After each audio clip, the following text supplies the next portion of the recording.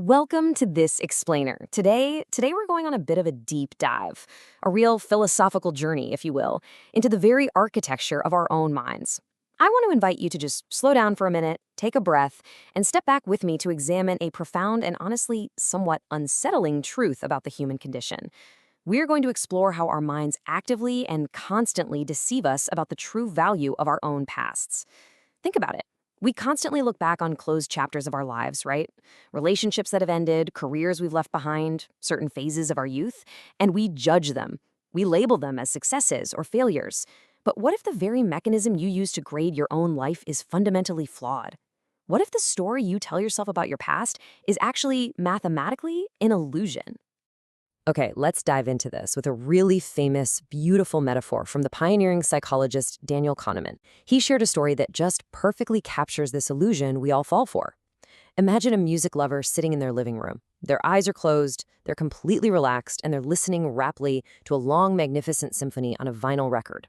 For 40 entire minutes, they are in absolute musical bliss. The experience is literally flawless. But then, right near the very end of the record, there is a terrible scratch in the vinyl, and it produces this loud, shocking, shrieking sound that just completely shatters the beauty of the moment. Now, when recounting this event later to a friend, the listener says with absolute unwavering conviction that the screeching sound ruined the whole experience. But I want you to take a moment to deeply consider that claim. Did it really? Because, think about it, did that screeching sound actually travel back in time and erase the 40 minutes of joy? No, of course not. The 40 minutes of musical bliss absolutely happened. The listener sat there and lived through every single second of them. The experience itself wasn't ruined at all. What was ruined was solely the memory of the experience.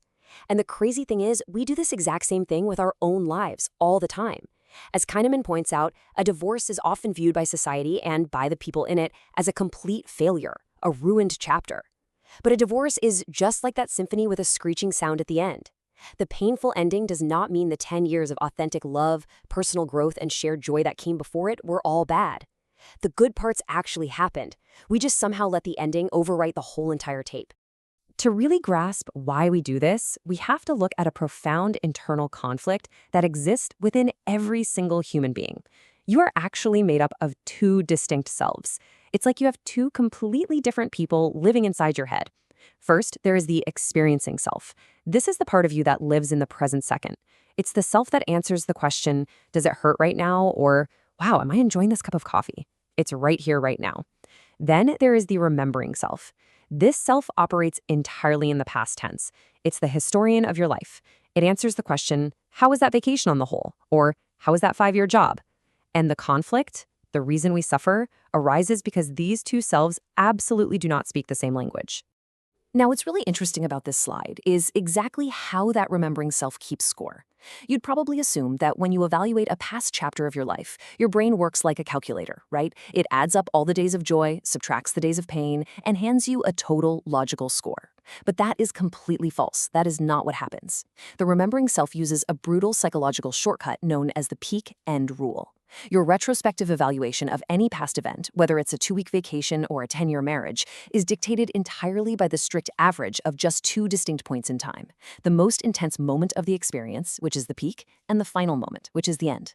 Everything else, all those other days and weeks, they are essentially discarded. Let that sink in for a moment. Just really think about the weight of that. The experiencing self, the one that actually does the living, the one that puts in the long hours, feels the daily warmth of the sun, and does all the hard, gritty work of getting through life, does not have a voice in your memories. And because memories are literally all we get to keep from our experience of living, the remembering self is the one that gets to write the final story. It wields this immense and, frankly, completely unfair power over us. Because it only cares about the peak and the end.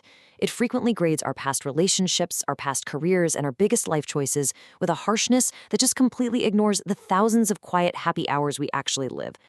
So, moving forward, let's explore the first major consequence of this split personality in our minds: the neglect of time.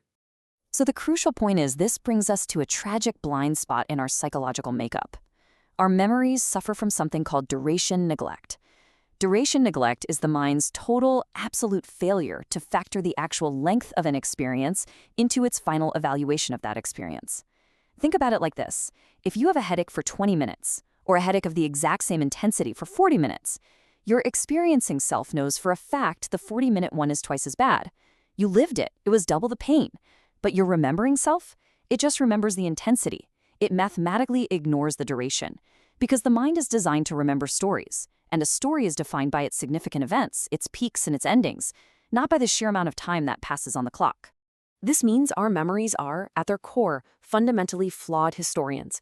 To the remembering self, a deeply fulfilling romantic relationship that lasted for an entire decade but ended in a painful breakup is evaluated exactly the same, and sometimes even worse, than a brief one-year romance that ended in the exact same kind of painful breakup. I mean, think about the math there. The 9 extra years of daily joy, companionship, shared laughter, morning coffees, all of that is mathematically ignored by your memory simply because of duration neglect.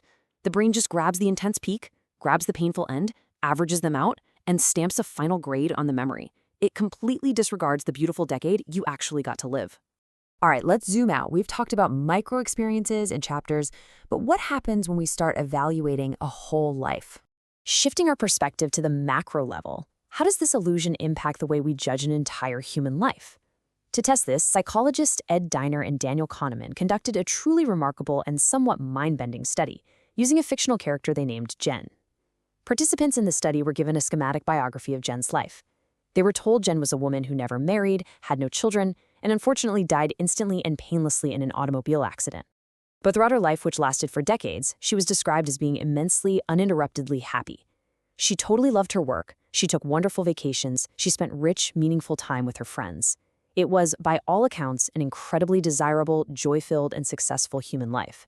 Let's move to and see how this builds, because here comes the twist. The researchers then created a second version of Jen's story to show to a completely different group of people. In this second version, Jen lived the exact same wonderfully happy life I just described, but the researchers added exactly 5 extra years to the very end of it.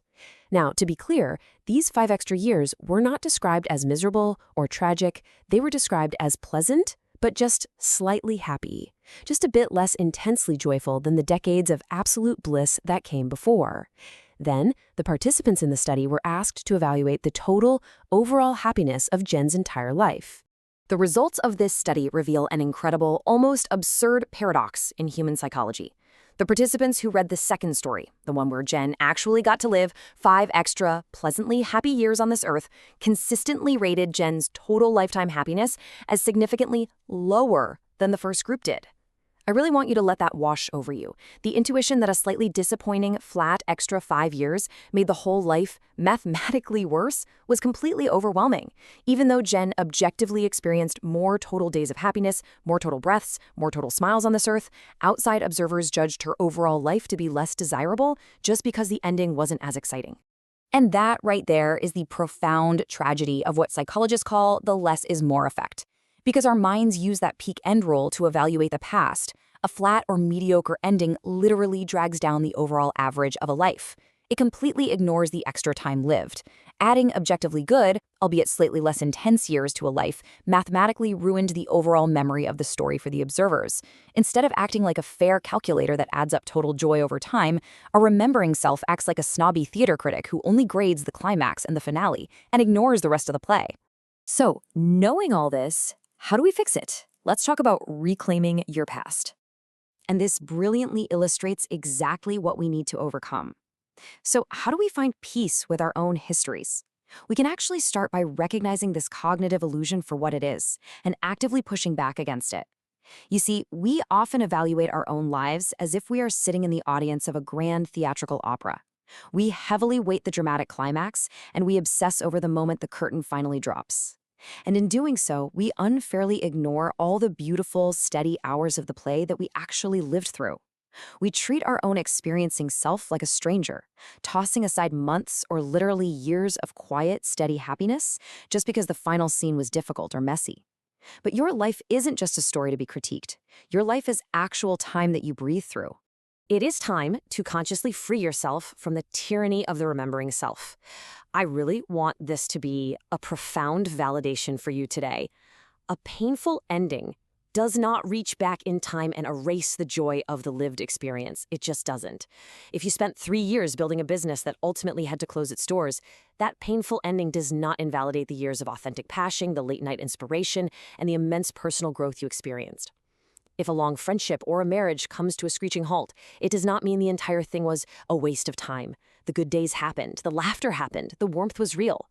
The remembering self may try to write a tragic headline, but your experiencing self knows the actual truth of the time you lived. So, as we close this explainer, I want to leave you with a slow, resonant question, something to really chew on. Think about a specific chapter in your own life that you have long labeled as a failure or a waste. Think about the harsh grade your remembering self gave it. Now look closer. With this newfound grace, ask yourself, when looking back at that closed chapter, are you actually grading the lived experience, or have you just been grading the screeching sound at the end? The hours of your life were real, and they were yours. Don't let a bad ending steal the beauty of your own history.